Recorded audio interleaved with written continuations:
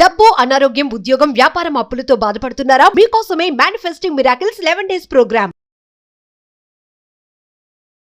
నమస్తే సార్. నమస్తే అండి.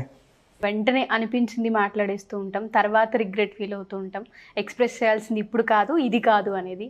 అది చాలా సందర్భాల్లో జరుగుతూ ఉంటుంది. బట్ ఓపిక అనేది పట్టాలి, ఆ టైం, ఆ స్పేస్. అన్న మాట ఒక నిమిషం అయితే ఆ తర్వాత మీరు బాధపడేది ఒక్కొక్కసారి ఒక రోజు కావచ్చు, సంవత్సరం కావచ్చు, ఒక జీవితం కావచ్చు. Exactly. That is very emotional intelligence. అంటే ఈ ప్రయోగం వల్ల కూడా తెలిసింది ఏంటంటే, నీకు అనిపించింది వెంటనే చేయటానికి ముందు ఒక ఆలోచన. మనుషులు రెండు రకాలు, అని ఆలోచించేవాళ్ళు, ఆలోచించి అనేవాళ్ళు. ఈ రెండో రకం గురించి మనం మాట్లాడుతాం. మరి ఈ ఆలోచన ఎలా వస్తుంది, దీన్ని ఎలా డెవలప్ చేసుకోవాలి అని అనుకుంటున్నప్పుడు మనిషికి సెల్ఫ్ అవేర్నెస్, తన గురించి తను ఎంత ఎక్కువ తెలుసుకుంటే అంత విజ్ఞాని అవుతాడు. నాలెడ్జ్ పుస్తకాల వల్ల రాదండి. ఈ ప్రపంచం చాలామంది తిరిగిన వాళ్ళకి చాలా నాలెడ్జ్ ఉంటుందంటారు. ఎందుకంటే ప్రపంచం మొత్తం తిరిగి చాలామందిని చూసినప్పుడు, ఎన్నో కొత్త ప్రదేశాలను చూసినప్పుడు, కొత్త వంట రుచి చూసినప్పుడు, కొత్త వ్యక్తుల్ని, కొత్త భాషను, కొత్త సంస్కృతిని చూసినప్పుడు ఏంటంటే మనం ఏంటో ఎక్కడున్నామో తెలుస్తుంది, అర్థమవుతుంది. మనం ఏంటో మనం ఎంత ఎక్కువగా తెలుసుకుంటే అంత జ్ఞాని, అంత ప్రజ్ఞ మనకు కలుగుతుంది. కానీ మన గురించి అన్నీ తెలుసు అనుకుంటాం, తెలియకపోయినా తెలిసినట్టే మాట్లాడతాం. మాట్లాడడం వల్ల వి విల్ ఫెయిల్. మీరు ఈ సంఘటనలో జడ్జి చేసే విధానము, అనుభవరాహిత్యంతో చేసే జడ్జిమెంట్ చాలాసార్లు ఫెయిల్ అవుతుంది. సో ఎక్కడైతే అట్లా ఫెయిల్ అవుతారు. అందుకే ఈ ఎమోషన్స్ మనకి ఉపయోగపడాలి తప్ప మనం ఎమోషన్స్కి ఉపయోగపడకూడదు. అందుకే ఎమోషనల్ హైజాకింగ్ అంటారు.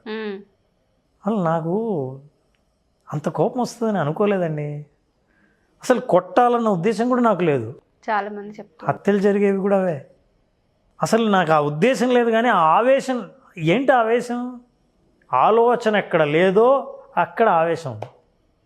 అనాలోచిత చర్యలన్నీ ఎమోషనల్ హైజాకింగ్కి దారితీస్తాయి. హైజాక్ ఏంటంటే మిమ్మల్ని, మీరుండాల్సిన స్థానంలో మీ వ్యక్తిత్వాన్ని హైజాక్ చేసి మిమ్మల్ని ఎక్కడికో తీసుకెళ్తే మీకు కూడా తెలియని ప్లేస్కి తీసుకెళ్ళేది ఎమోషనల్ హైజాక్.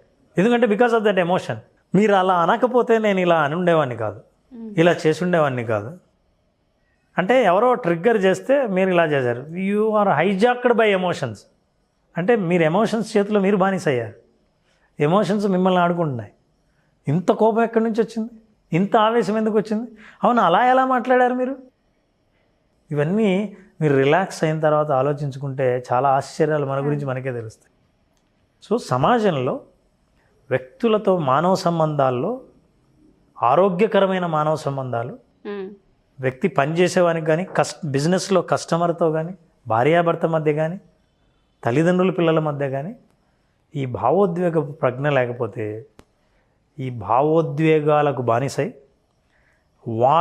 అవి చెప్పినట్లు మనం నడుచుకొని వాటి ఫలితాలు ఎప్పుడూ నెగిటివ్గానే ఉంటాయి. భావోద్వేగాలు ఎప్పుడైతే విపరీతం అవుతాయో వాటి ఫలితాలు ఎప్పుడూ నెగిటివ్గానే ఉంటాయి తప్ప పాజిటివ్గా ఉండవు.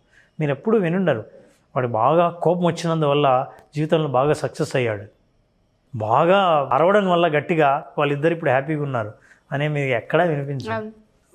ఆ ప్రజ్ఞను మనం ఉపయోగించుకోవాలి. మొదటి స్టెప్ ఏంటంటే సెల్ఫ్ అవేర్నెస్. మిమ్మల్ని మీరు తెలుసుకుంటే ఇతరులను తెలుసుకోవడం చాలా ఈజీ. అంటే ఆకలి అవుతుందండి అని అంటే, అరే ఆకలి అవుతుందా, మీరు వెంటనే భోంచేయండి అని అనాలంటే నాకు తెలిసి ఉండాలి ఆకలి బాధ ఏంటి. నా గురించి నాకు తెలిస్తే మీ గురించి అర్థం చేసుకోవడం చాలా ఈజీ. నాకు ఆకలే తెలియనంత ధనవంతుణ్ణి, ఎప్పుడూ తినేవాడిని, నాకు పని ఇంపార్టెంట్, మీరు ఆకలి అవుతుందంటే ఏమైతే ఆకలి అయితే పని అవ్వనండి తర్వాత చూద్దామని. You cannot understand others. You cannot understand others emotions also. So emotional ఇంటెలిజెన్స్లో రెండు, ఒకటి మీరు, రెండు సమాజం. మిమ్మల్ని మీరు అర్థం చేసుకున్న తర్వాత సమాజాన్ని అర్థం చేసుకోండి. ఇప్పుడు మీరు సమాజాన్ని బాగా అర్థం చేసుకుంటే మీకు ఏం మాట్లాడాలో తెలుస్తుంది, ఎలా రిఫ్లెక్ట్ అవ్వాలో తెలుస్తుంది, ఏది మాట్లాడితే కరెక్టో తెలుస్తుంది, మీరు మాట్లాడిన దాన్ని ఎలా అర్థం చేసుకోవాలో తెలుస్తుంది. ఇది basic understanding about emotional intelligence. Thank you sir. Sir, ఇలా చాలామంది మనల్ని అడుగుతూ ఉంటారు తెలియకుండానే. మీరు అన్నట్టుగా సెల్ఫ్ అవేర్నెస్ అది చాలామందికి తెలీదు. ఫస్ట్ మనల్ని గురించి మనం తెలుసుకోగలగాలి అని. అండ్ ఎమోషనల్లీ చాలామంది కూడా ఎక్కడో స్ట్రక్ అయిపోతూ ఉంటారు. సో బ్యాలెన్స్ అనేది ఉండదు. వాళ్ళకి ఏదైనా మీ సైడ్ నుంచి కోచింగ్ కానివ్వండి, కౌన్సిలింగ్ కానివ్వండి కావాలి అనుకుంటే అసలు మీరు ఏ విధంగా సజెస్ట్ చేస్తారు వాళ్ళకి? నేనే కాదండి, ఎవరికైనా సరే ఒక మంచి మెంటర్, ఒక కోచ్ లేదా ఒక మంచి కౌన్సిలర్, ఒక గైడ్, ఒక ఫిలాసఫర్ ఎవరైనా సరే వాళ్ళకి దొరికితే తమ ఎమోషన్స్ మీద వర్క్ చేయాల్సి ఉంది. ఎందుకంటే మనిషి జీవితకాలం ఒక ఎమోషన్ వల్ల బాధపడిన వాళ్ళు ఎంతోమంది ఉన్నారు. ఫర్ ఎగ్జాంపుల్, తండ్రి కొడుకు మధ్య మాటలు లేవనుకోండి, నేనే ఎందుకు మాట్లాడాలి, నువ్వెందుకు రావు, సేమ్ భార్యాభర్త మధ్య ఏదైనా ఇట్లాంటి కమ్యూనికేషన్ గ్యాప్ వచ్చినప్పుడు మీ ఇంటెలిజెన్స్ లేకపోవడం వల్ల కొంతకాలం మీరు జీవిస్తారు. ఆ తర్వాత డెత్ బెడ్ మీద ఉన్నప్పుడు అందరూ గుర్తొస్తారు. మీకు గుర్తొచ్చినప్పుడు వాళ్ళు రారు. అరే అప్పుడు అలా చేసుంటే బాగుండు అని తెలుసుకున్నా ఇంకా నెక్స్ట్ జీవితం లేదు. సో కొద్ది జీవితంలో తనను తాను బాగా తెలుసుకొని ఈ ఇంటెలిజెన్స్తో జీవిస్తే మనశ్శాంతితో జీవిస్తాడు. మనశ్శాంతి కోల్పోయేది ఎప్పుడంటే మన భావోద్వేగాల్ని అర్థం చేసుకోవడంలో ఫెయిల్ అయ్యి ఎదుటి వాళ్ళ భావోద్వేగాల్ని తప్పుగా అర్థం చేసుకొని మనం ఎలా ఉన్నామో అలాగే. కొంతమంది మీరు చూసే ఉంటారు, నేను చాలా ముక్కుసూటి మనిషిని, ఉన్నట్టు చెప్పేస్తాను అని. అదేదో క్వాలిఫికేషన్ లాగా చెప్తుంటారు. చాలామంది ఇప్పటికి కూడా తమల్ని ఇంట్రడ్యూస్ చేసుకోవడం కూడా ఇలాగే ఇంట్రడ్యూస్ చేసుకుంటుంటారు. నేను I'm very frank and straightforward. ఎవరికి ప్రయోజనం అండి మీరు స్ట్రైట్ ఫార్వర్డ్? మీ డ్రెస్ బాగాలేదండి, మీరు స్ట్రైట్ ఫార్వర్డ్, ఎవరికి ప్రయోజనం? అంటే మీ ఆనందం కోసం మీరు స్ట్రైట్ ఫార్వర్డ్. మరి అవతల వాళ్ళు ఏం ఫీల్ అయ్యి ఉంటారు? నెంబర్ 1, మిమ్మల్ని ఎప్పుడు డ్రెస్ గురించి అడగరు. నెంబర్ 2, మీరుంటే ఈ డ్రెస్ వేసుకోరు. నెంబర్ 3, వేరే వాళ్ళకి మీరు ఏం చెప్తారంటే ఈడు ముందు ఈ డ్రెస్ మాత్రం వేసుకెళ్ళకండి. నెంబర్ 4, ఇప్పుడు మీరేమయ్యారంటే డ్రెస్ వేసుకునే ముందు ఈవిడ ఉందా లేదా చూస్తారు. ఇన్ని రకాలైన ఆ తర్వాత మీరేంటంటే ఆమె అవసరం లేదులేండి ఎందుకు ఊరికే అని ఒక పిలుపుకు మానేస్తారు. పీపుల్ షుడ్ నో దాట్ మీ స్ట్రైట్ ఫార్వర్డ్నెస్ మీకు ప్రయోజనం కలిగించిందా. అలా కాకుండా మీ డ్రెస్ చాలా బాగుందండి, దీంట్లోనే ఇంకో కలర్ వస్తుందండి, ఆ కలర్ ఇంకా బాగుంటుంది, మీకు బాగా నచ్చుతుందని మీరేంటి తెలుసా, మీరు మెచ్చుకున్నారు. అయితే ఇంకోటి ఇంకా బాగుంటుందన్నారు, మీరు చెప్పాలనుకున్న చెప్పారు, చాలా జాగ్రత్తగా చెప్పారు, అవతల వాళ్ళని నొప్పించకుండా చెప్పారు. చెప్పడం వల్ల మీకు ఏంటంటే నెక్స్ట్ టైం మీరే వచ్చేయండి ఈ డ్రెస్ ఎలా ఉంది అని అడుగుతారు. మానవ సంబంధాలు అట్లా కాదా డెవలప్ అయ్యేది?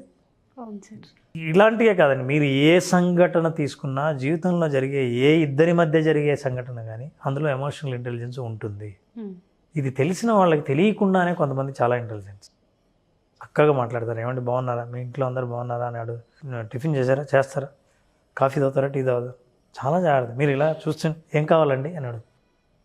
అంటే they have concern. That is third this empathy. మిమ్మల్ని అర్థం చేసుకునే జ్ఞానం, చేసుకునే ప్రయత్నం చేయడం ఎంపతి. మీ పట్ల ఎంపతి, మీరు ఏం ఆలోచిస్తున్నారో నేను ఆలోచించగలిగితే మీతో ఏం మాట్లాడాలో నాకు తెలుసు. అంటే విషయాలు ఎమోషనల్ ఇంటెలిజెన్స్ గురించి మనం చాలా చెప్పుకోవచ్చు. Thank you sir, thank you so much. Thank you. Suman టీవీలో మీ పర్సనల్ అండ్ బిజినెస్ ప్రమోషన్స్ కోసం కింది నెంబర్కి కాంటాక్ట్ చేయండి.